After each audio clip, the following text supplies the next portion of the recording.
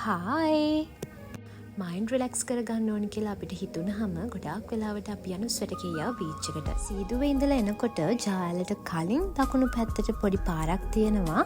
අපි අද යන්නේ අන්න ඒ පාරේ. ගමන පටන් ගත්ත තැන ඉඳලම මනසට දැනෙන්නේ පුදුමාකාර සහනයක්. අහසේ ලස්සන පේනවනේ. වටපිට බැලුවත් තියෙන්නේ පුදුමාකාර නිස්කලංකකම.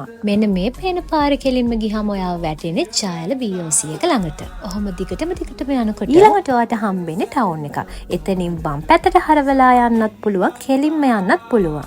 කෙලින්ම ගියොත් මෙන්න මේ පල්ලියත් පහු කරගෙන ඔයා යන්න ඕන. මෙන්න මෙතනින් වම් පැත්තට හරවලා දිගටම යනකොට ඔයාට හම්බෙන්නේ ස්වැටකේයාව බීච් එක. මේ පාර පටන් ගත්ත තැන ඉඳලා ඕන තරම් තැන් තියෙනවා බීච් එකට යන්න. ඊට කලින් අපි ගියපු නැති තැනකින් බීච් එකට යන්න තමයි අද අපි ප්ලෑන් කරේ. මේ පාර දෙපැත්තේ ගොඩක්ම තියෙන මිනිස්සු අත්හැරලා දාලා ගියපු පරණ පාළු ගෙවල්. එයාලා මෙහෙම ගෙවල් අත්හැරලා දාලා යන්න හේතුව මොකක් කියලාද ඔයාලා හිතන්නේ? ඔයාලා කවුරු හරි මේ හේතුව දන්නවනම් කමෙන්ට් එකක් දාගෙන යන්නකෝ.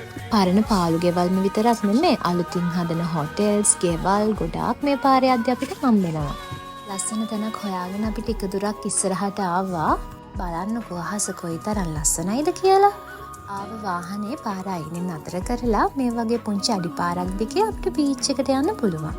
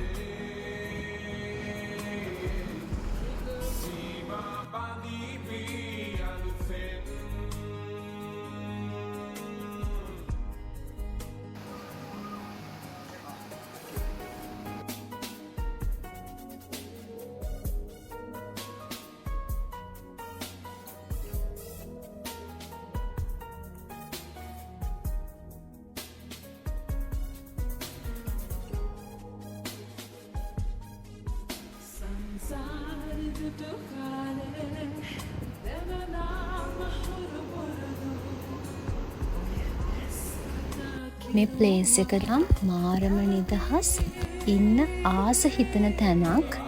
ඒ වගේම කොයිතරම් ඇවිල්ලා තිබුණත් ආය මෙන්න හිතන තැනක්. කොළඹ අවට යන්න පුළුවන් මේ වගේ ලස්සන ප්ලේස් ගැන ඔයාලා දන්නවනම් කමෙන්ට් කරගෙන යන්න. මේ වගේ තව ලස්සන vlog එකකින් අපි ආයෙම හම්බෙමු. ඉතින් එන්නම්. බයි බයි.